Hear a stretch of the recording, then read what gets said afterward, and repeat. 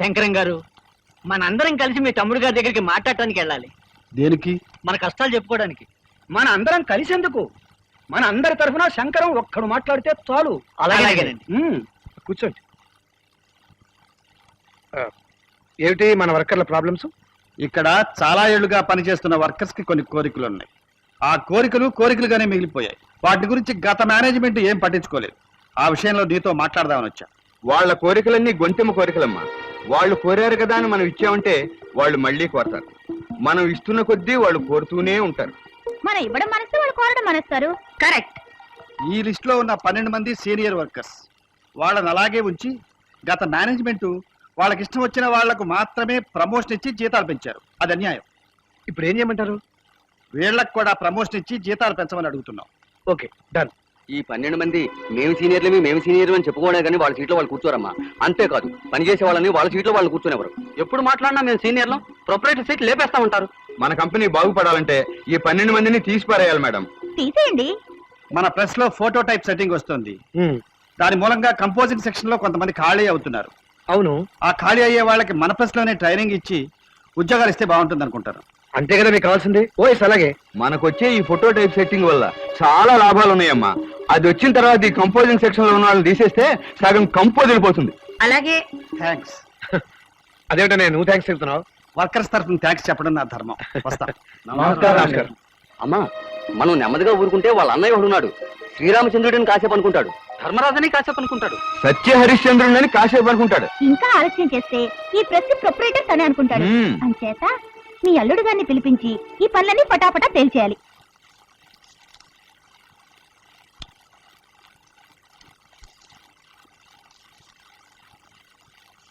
ఏమిటి దారుణం? వీళ్ళంతా సీనియర్స్. వీళ్ళని తీసేస్తే ఏమవుతారు? ఏమవుతారు? ఎక్కడ కంపోజింగ్ ఉంటే అక్కడికి పోతారు. నో, నేను ఇప్పుడే వాళ్ళకి మాట ఇచ్చాను. ఏం పర్వాలేదు, మీరు మాటగా ఇచ్చారు. కాగితం మీద సంతకం పెడితేనే వాళ్ళు లేబర్ కోర్టుకి వెళ్ళగలరు. మాటిస్తే ఏమీ చేయలేరు. నా మాట సంతకం కంటే విలువైంది. అందులో మా అన్నయ్య సమక్షంలో మాట ఇచ్చాను. నేనేమవ్వాలి? మీ అన్నయ్య సమక్షంలోనా? అవును. ఆయనకు వాళ్ళకి ఏమిటి సంబంధం? మీ అన్నయ్య ఏమైనా యూనియన్ లీడరా?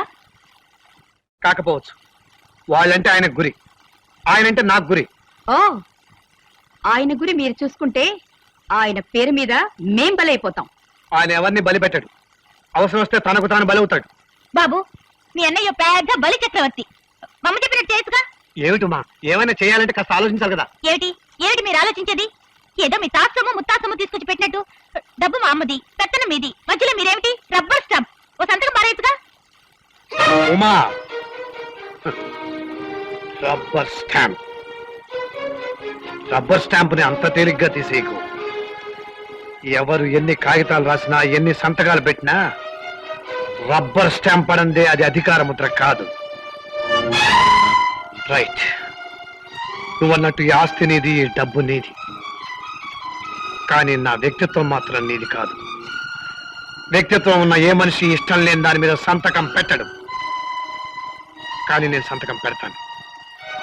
మీరిచ్చే కాగితాల మీద కాదు, నేను రాసిచ్చే రాజీనామా పత్రం మీద.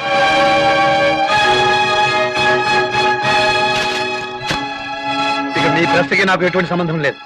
ఉమా, రా వెళ్ళిపోదాం. నేను రాను. ఉమా, మీ స్వాభిమానం మీది, మీ వ్యక్తిత్వం మీది. కానీ మీ నిర్ణయం నాది కాదు. మీ అన్నయ్యకి, మీ అన్నయ్య మాటకి మీకంత గౌరవం ఉన్నప్పుడు మా అమ్మకి, మా అమ్మ మాటకి నాకంత విలువ ఉండదా? మీ అన్నయ్య మాట కాదనలేక మీరు మమ్మల్ని అందరినీ వదిలి వెళ్ళినప్పుడు మీ మాట కాదని నేను ఇక్కడుండలేనా?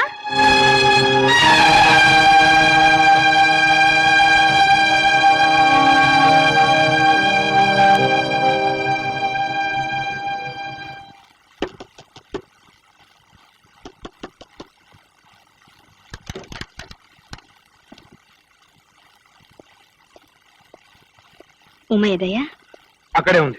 ఎక్కడా? వాళ్ళ అమ్మ దగ్గర. ఓ, ఇవాటికి అక్కడే ఉంటుందా? ఇవాళకే కాదు, ఇంకెప్పుడు అక్కడే ఉంటుంది. ఎప్పుడు అక్కడే ఉంటుందా? అవును. బహుశా రేపు వాళ్ళమ్మతో ఊరికి వెళ్ళిపోవచ్చు.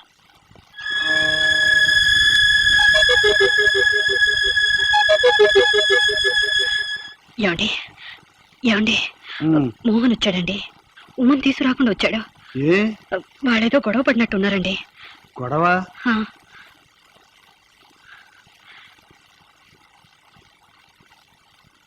రారా అమ్మాయి రాలేదా? నిన్నే. ఏమిటా, ఏం జరిగింది? అక్కడ గొప్ప గొప్ప వాళ్ళందరూ చేరారులే. ఆవిడ గారు ఆవిడ తల్లి గారు ప్రొపరేటర్స్ అట. నేను వాళ్ళ జీతగానట. వాళ్ళు ఎవరిని ఉంచమంటే వాళ్ళు ఉంచాలట, ఎవరిని తీసేయమంటే వాళ్ళు తీసేయాలట. వాళ్ళు చెప్పిన పనులు చేయడానికి, పెట్టమన్న చోటలో సంతకం పెట్టడానికి నేను రబ్బర్ స్టాంపనంట. ఈ గొడవంతా మీకు ఎందుకన్నయ్యా? మీరు వెళ్ళి పడుకోండి, రేపు అదే వస్తుంది.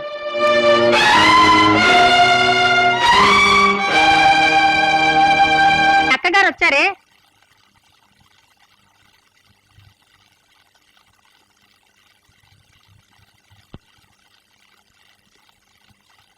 ఏమ్మా ఇక్కడే ఉండిపోయావే? ఇక్కడంటే ఎక్కడున్నాను? నా ఇంట్లోనేగా. నీ ఇల్లు ఇది కాదు. మరేది? భర్త ఎక్కడుంటే అదే భార్య ఇల్లు. భర్త తాగుబోతే బార్లోనే కాపురం చేస్తుంటే ఆ బారే భార్య ఇల్లా? అవును. భర్త క్లబ్బు పక్షై ఆ క్లబ్లోనే కాపురం చేస్తుంటే ఆ క్లబ్బే భార్య ఇల్లా? అవును. అవును, వెరీ గుడ్. అది మీలాంటి సీతలకు అనసూయలకు, నాలాంటి ఉమకు కాదు. ఉమ్మ అంటే ఎవరనుకున్నావమ్మా? పార్వతి. నువ్వు పార్వతివే, నేను పార్వతినే. కరెక్ట్. నేను మీలాంటి బీసీ నాటి పార్వతిని కాను. ఏమిటమ్మా నీకు నాకు తేడా? చేతిన గాజులు లేవా, కాళ్ళకు మెట్టలు లేవా, నుదుటిన బొట్టు లేదా, మెడను తాళి లేదా?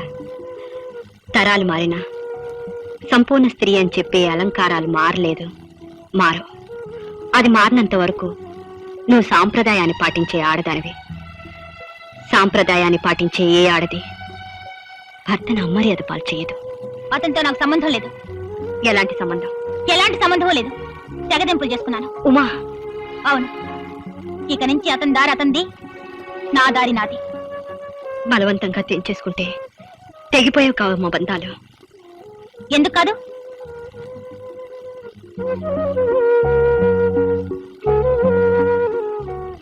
తెంచుకున్న దానివైతే మెళ్ళో ఆ తాళిబొట్టు ఉంచుకో. పార్వతి, ఏమిటా మాటలు? తాళిబొట్టు మీద గౌరవం ఉందంటే కట్టుకున్న భర్త మీద గౌరవం ఉన్నట్టే లెక్క. చూడమ్మా, ఆవేశంతో తీసుకున్న నిర్ణయాలు ఆలోచించి సరిగిపోవాలి. అతని వల్ల ఏదైనా తప్పు జరుగుంటే అతని తరఫున నేను క్షమాపణ కోరుకుంటున్నాను. పదమ్మా.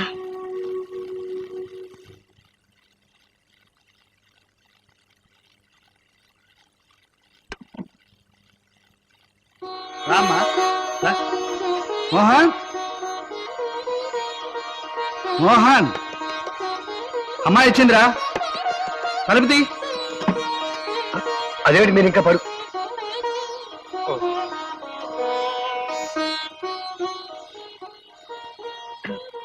వెళ్ళమ్మా.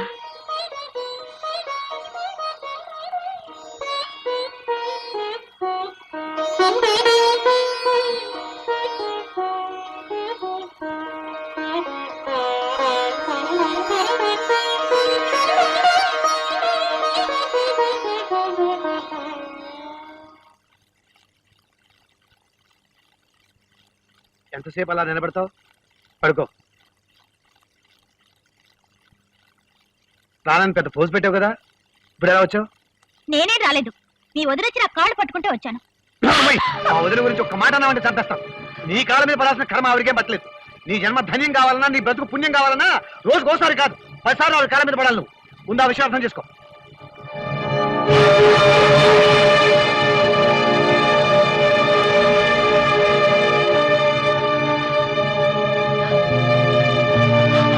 ఎక్కడికి వెళ్తున్నాను. అదే ఎక్కడికి? వచ్చిన చోటుకే. లోపలికి రా. నిన్నే రా లోపలికి. నేను రాను. ఎందుకు రావు? ఆమె కాళ్ళ మీద పడతారో, ఆమె చేతుల మీద పడతారో, లేదా సాష్టాంగ పడతారో మీరు పడండి. ఈ ఇంట్లో ఉండే కర్మ నాకు పట్టలేదు. నీతో కాపురం చేసే కర్మ అంతకంటే పట్టలేదు. నోరు మూసుకుని ముందు లోపలికి రా. ఆ పని మీరు చేయండి.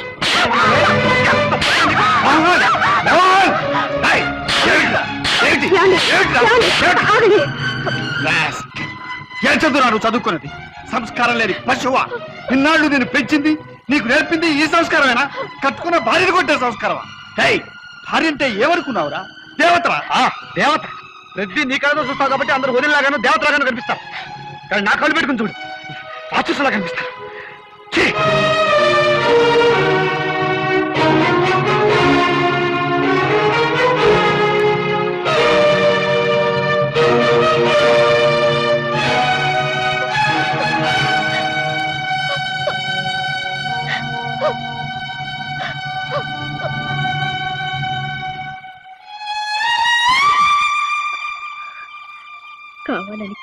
జీవితంలోకి ప్రవేశించావు. శ్రీలక్ష్మిలా ఈ ఇంట్లో కాలు పెట్టావు. ఎంత చిన్న విషయాన్ని పెద్ద చేసుకుని ఒకరినొకరు దూరం చేసుకోదమ్మా. నా మాట విను. అమ్మా అమ్మా, వాన కురిసే ముందు ఉరుములు ఉరుముతాయి, పిడుగులు పడతాయి. దానికి జడిసి నేల తల్లి పారిపోతే ఈ లోకానికే పచ్చదనం కరువైపోతుందమ్మా. నీకు తండ్రి లాంటివాడి, నా మాట వినమ్మా. జరిగిందంతా ఒక పీడకలగా మర్చిపోయి రా తల్లి. చూడమ్మా, ఒక ఆడదాని మీద చేయి చేసుకోవడం తప్పే. అతను చేసిన తప్పు కాబట్టి సిగ్గుపడి వెళ్ళిపోయాడు. ఇలాంటిది ఇంకెప్పుడు జరగదని నేను హామీ ఇస్తున్నాను.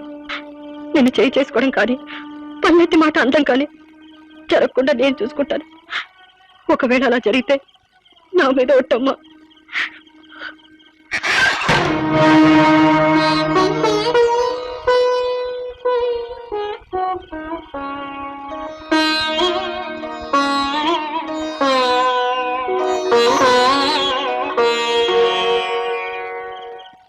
మరి ఇప్పుడు ఏం చేద్దాం అనుకుంటున్నావు? అదే అర్థం కావట్లేదురా. ఇదివరకు ఒకసారి చెప్పానుగా, ఏమని? దుబాయ్ వెళ్ళమని. వెళ్ళి నేను సంవత్సరం పాటు దుబాయ్లో ఉన్నాను. ₹1,00,000 సంపాదించుకున్నాను, కలర్ టీవీ తెచ్చుకున్నాను. నీలాంటి తెలివి గలవాడు ఒక ఏడాది పాటు ఉంటే 2-3 లక్షలు సంపాదించుకోవచ్చు. అది కాదురా, ఇప్పటికిప్పుడు దుబాయ్ వెళ్ళమంటే మరి ఉద్యోగం నేను ఏర్పాటు చేస్తాను. అక్కడ నాకు కావాల్సిన వాళ్ళు చాలా మంది ఉన్నారు. ఏం చేస్తావు ఏమిటో. ఇప్పుడు నేను అర్జెంటుగా డబ్బు సంపాదించాలంతే. మన కుటుంబ భారం అంతా నువ్వే మోస్తున్నావు. పైగా చెల్లెలు పెళ్లి చేయాలి. నీ భారం కొంత తగ్గించాలని డబ్బు సంపాదించడానికి దుబాయ్ వెళ్తున్నాను. త్వరలోనే వస్తాను.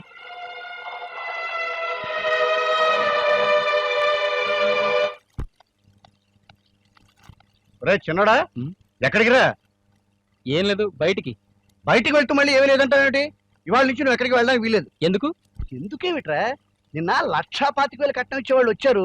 వాళ్ళకి నేను ఓకే చేసేసాను. అందుకని రోడ్డు మీద తిరగకుండా హాయిగా ఇంటి పట్టు నుండి 2 పూట్ల భోంచేసి నీ బుగ్గల్ని నా బుగ్గల్లా పెంచేసుకో. మరి శాంతితో? శాంతం వెధవన్నారు వెధవ. వాళ్ళు పైసాకి పనికిరారా. ఏ నుంచి నువ్వు వాళ్ళ ఇంటికి వెళ్ళడానికి వీల్లేదు. వెళ్ళావంటే నీ కాళ్ళు చేతులు వెరక్కొని మూల కూర్చోబెడతాను. రేపు వాళ్ళు వస్తున్నారు, తాంబూలాలు పుచ్చేసుకుంటున్నాను, అంతే.